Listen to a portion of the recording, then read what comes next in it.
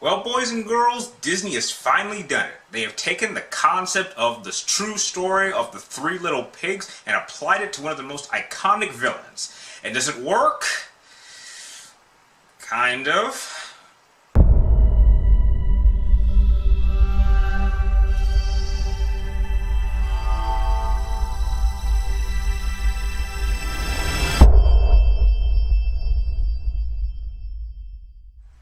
What's up again, guys? Brian here at 3TR, and here's my review for one of my most anticipated movies of this year, and that is Disney's Maleficent. Now, my initial feelings going into this film were a little bit of concern, because I've been seeing mixed reviews. I've noticed that on Rotten Tomato, as it stands right now, it's kind of at like a 48%, so I was a little bit cautious about going into this film. But now, having seen this film, I can understand why this will certainly divide the audience members that go see this film, because there's definitely a number of elements in this film that work, and a number of elements that, even for me personally, I felt didn't work. Now, going into the cast, Angelina Jolie really does own the character of Maleficent. She's absolutely great in this character.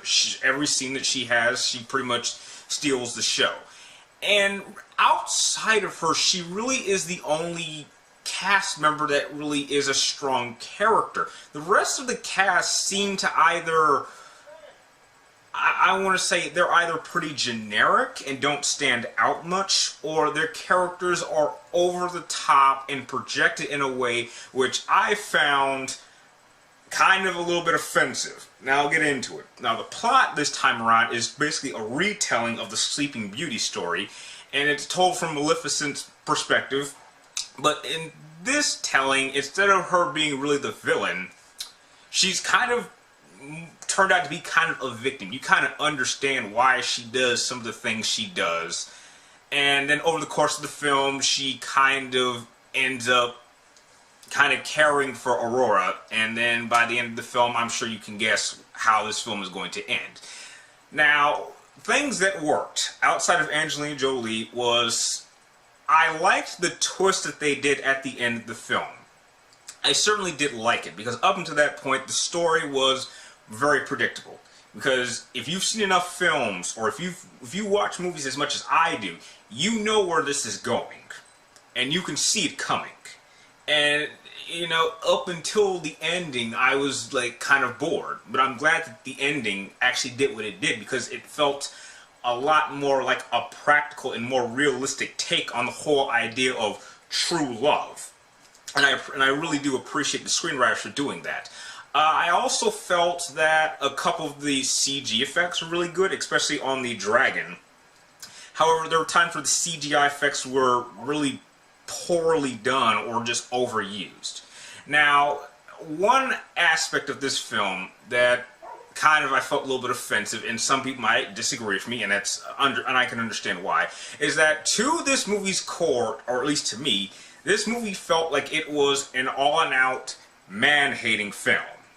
This movie was definitely a female empowerment film, whilst being a man-hating film at the same time. And I'm just kind of sick and tired of films like this, where, and even reverse, I'm tired of seeing movies where the guys are projected as powerful and women are just projected as being sluts or just useless. And vice versa. I just hate when films do that, and I really was not expecting Disney to take a story like Sleeping Beauty and turn it into a man-hating film, because I'm not kidding.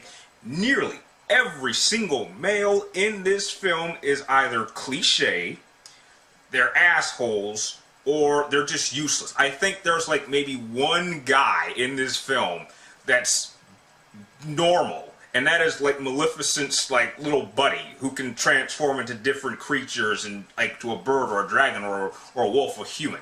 He seems to be the only male character in this film that was okay. The king was just a bit of an ass, and then towards the end of the film, he's crazy.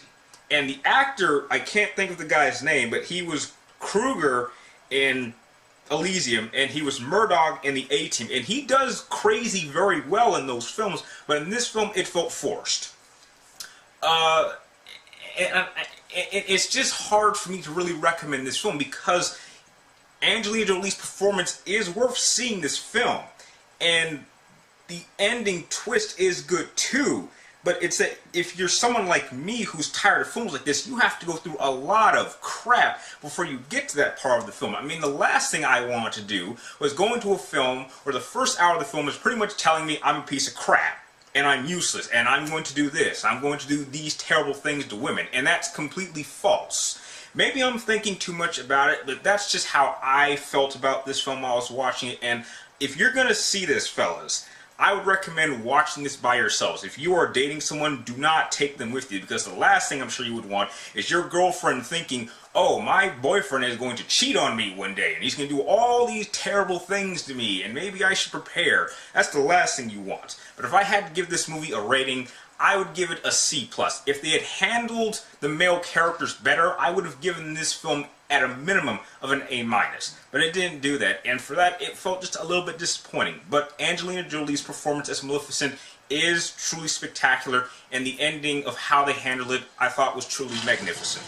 If you like this movie review, feel free to like, comment down below, and please subscribe to keep track of me and my future movie reviews. And like always, thank you guys for watching. You're awesome, and I'll see you next time.